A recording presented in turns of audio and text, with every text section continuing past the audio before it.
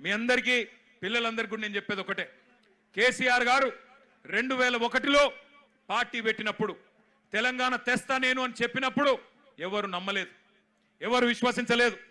ఈ బక్కపల్సన్ ఆయనతో ఏమైతుంది, ఈయనతో ఏమైతుంది అన్నారు. చాలా మాటలు మాట్లాడిండ్రు, చాలా ఇష్టం వచ్చిన ఇన్సల్టులు చేసిండ్రు. మీతో ఏం కాదన్నారు. మగల ఉట్టింది పుబ్బల పోతుంది, ఈయన గాలికి ఊపితో ఎగిరిపోతాడు, ఈయనతో ఏమైతుంది అన్నారు. కానీ కేసీఆర్ గారు అందుకే మనలో ఆత్మవిశ్వాసం నింపడానికి ఆయన ఒక పాట కూడా రాసిండు స్వయంగా. ఏం రాసిండు అందులో? సిపాయిల తిరుగుబాటు విఫలమయ్యిందని, సిపాయిల తిరుగుబాటు విఫలమయ్యిందని అనుకుంటే వచ్చేదా దేశానికి స్వాతంత్రం, రాజీలేని పోరాటమే విజయం సాధిస్తుంది, ముమ్మాటికి తెలంగాణ రాష్ట్రం వచ్చి తీరుతుంది. ఇది కేసీఆర్ రాసిన పాట. 14 ఏళ్లు సావుకు భయపడకుండా, కేసులకు భయపడకుండా ఎట్లా ప్రజాస్వామ్యబద్ధంగా పోరాటం చేయాలో ఎక్కడికో పోయి నేర్చుకోవాల్సిన అవసరం లేదు. మన నాయకుడు కేసీఆర్ గారు ఆయన చేసిన పోరాటం మీ కళ్ళ ముంగట్నే ఉన్నది.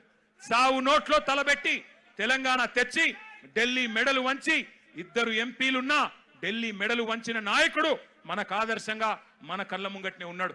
కాబట్టి మనకు ఎవరో ప్రేరణ అవసరం లేదు, ఎవరో మనకు స్ఫూర్తినివ్వాల్సిన అవసరం లేదు.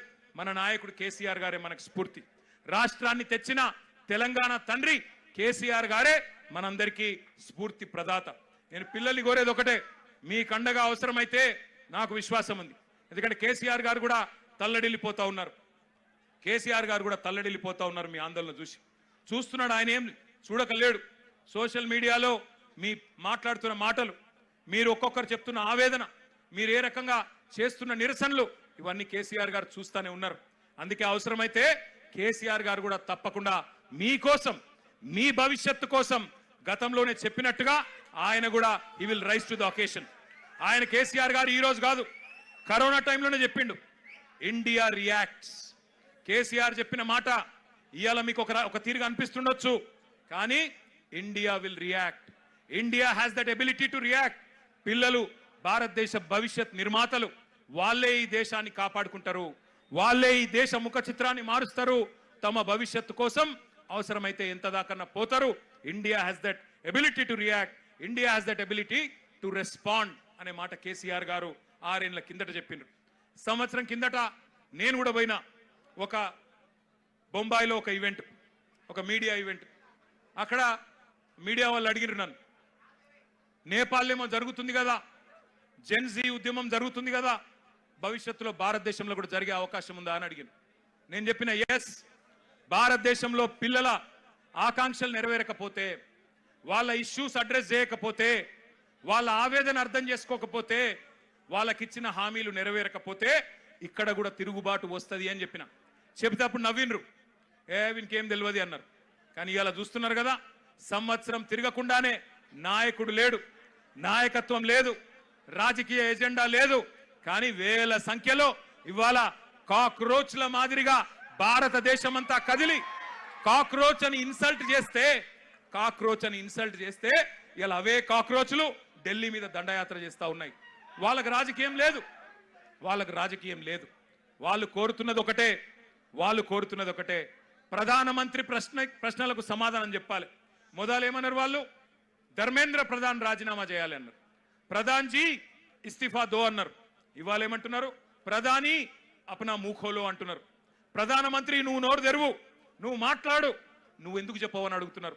పిల్లలు సూటిగా అడుగుతున్నారు, ప్రధానమంత్రి గారు परीक्षा पे चर्चा करने वाले प्रधानमंत्री जी परीक्षा लीक पे क्यों नहीं चर्चा करते हो? परीक्षा लीक మీద ఎందుకు మాట్లాడవు? పరీక్ష మీద చర్చ అంటావు, పరీక్ష పై చర్చ అంటావు, పరీక్ష లీక్ల మీద ఎందుకు మాట్లాడవు అని ప్రశ్నిస్తా ఉన్నారు.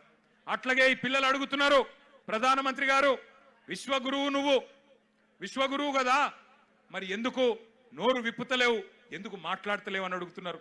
పిల్లలు అడుగుతుంటే గర్జిస్తుంటే గర్వంగా అనిపిస్తున్నది. ఏమంటున్నారు? మీరు యుద్ధమే ఆపినా అన్నారు కదా, రష్యా యుక్రెయిన్ యుద్ధమే ఆపినోనివి పిల్లల కన్నీళ్ళు ఆపలేవా, పిల్లల మీద జరుగుతున్న దాడులు ఆపలేవా ఢిల్లీలో అని అడుగుతున్నారు. సమాధానం చెప్పే సత్తా ఉందా కేంద్ర ప్రభుత్వానికి? సమాధానం చెప్పే ధైర్యం ఉందా ఈ నాయకత్వానికి నేను అడుగుతా ఉన్నా. ఇవాళ నోటికొచ్చినట్టు మాట్లాడడం కాదు, పిల్లల మీద బ్రాండేసి బదనాం చేయడం కాదు. ఒకడు అర్బన్ నక్సలైట్ అంటాడు, ఒకడు దేశద్రోహి అంటాడు, ఒకడు ఇంకేదో అంటాడు. మాట్లాడితే గొంతు విప్పితే మీకు వ్యతిరేకంగా గలం విప్పితే ఇవాళ ఇష్టం వచ్చినట్టు గొంతు నొక్కే ప్రయత్నం చేస్తూ ఉన్నారు. నాకు ఇంకా అన్నిటికన్నా గొప్పగా అనిపించింది, మీకు చెప్తా. ఎంత బాగా అనిపించిందంటే, నాకు మీకు మద్దతుగా ఏ రాజకీయ పార్టీ రాలే 25 రోజులు. మీకు మద్దతుగా ఏ మీడియా రాలే.